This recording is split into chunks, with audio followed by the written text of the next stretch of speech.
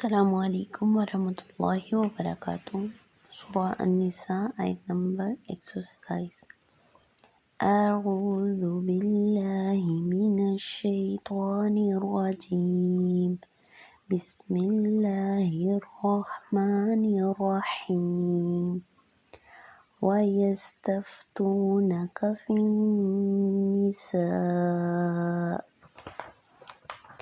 قُلِ اللَّهُ يُفْتِيكُمْ فِيهِنَّ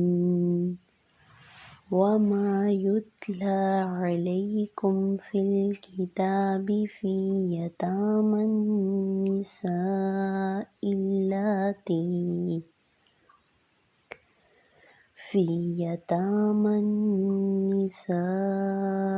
اللَّاتِي لَا تُؤْتُونَهُنَّ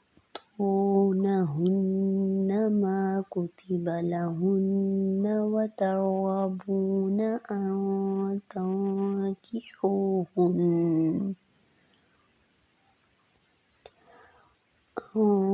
تنكحوهن والمستضعفين من الولدان وأن تقوموا لليتامى بالقسط وما تفعلوا من خير فإن الله كان به عليما۔ لفظی ترجمہ۔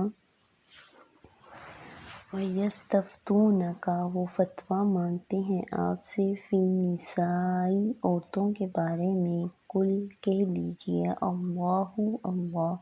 یفتیکم، فتویٰ دیتا ہے تمہیں، فیہن، ان کے معاملے میں، وما، اور جو یتلا پڑھا جاتا ہے، علیکم، تم پر، فی الکتاب، کتاب میں، فی یتامی النساء، یتیم لڑکیوں کے بارے میں، اللاتی، وہ جو، لا تؤتونہن، نہیں تم دیتے انہیں، ما، جو، کتبہ، لکھا گیا ہے، لہن، ان کے لیے، وترغبون، اور تم رغبت رکھتے ہو، ان، کہ، تنکحوہن، تم نکاح کر لو ان سے، والمستضعفین، اور کمزوروں، من الولدان، بچوں میں سے، وان، اور یہ کہ، تقوموا، تم قائم رہو، لیلیتامی، یتیموں کے لیے، بالقسط، انصاف پر، وما، اور جو بھی، تفعلوا، تم کرو گے، من خیر، نیکی میں سے، فإن اللہ، تو بے شک اللہ، کان، ہے، بہ، اسے، علیما، خوب جاننے والا۔ جی، تو ہماری آیت نمبر 127 میں اللہ تعالیٰ کیا فرما رہے ہیں؟ وَيَسْتَفْتُونَكَ فِي النِّسَاءِ، وہ فتویٰ مانگتے ہیں آپ سے عورتوں کے بارے میں، قُلِ اللَّهُ يُفْتِيكُمْ فِيهِنَّ، کہہ دیجئے اللہ فتویٰ دیتا ہے تمہیں ان کے معاملے میں،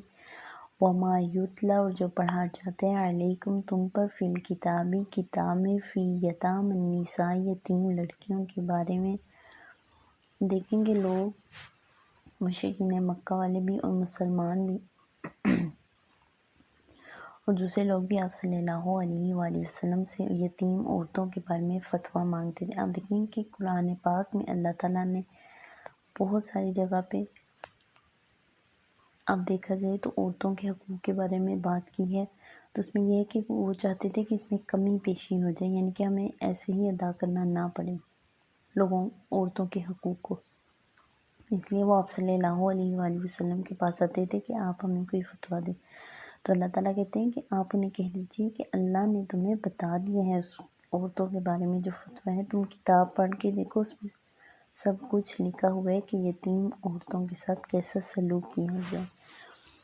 اللاتی، وہ جو، لا تؤتونہن، نہیں تم دیتے انہیں، ما، جو، کتبہ، لکھا گیا، لہن، ان کے لیے، وترغبون، اور تم رغبت رکھتے ہو، ان، کہ، تنکحوہن،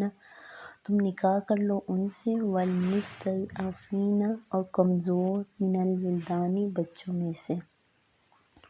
یعنی وہ یہی چاہتے تھے کہ ہم یتیم عورتوں سے نکاح کر لیں اور ان کی جو وراثت ہے وہ ہمارے پاس آ جائے، اور نہیں دیتے، یعنی کہ حق وراثت نہیں دیتے اور حق مہر بھی انہیں ادا نہیں کرتے۔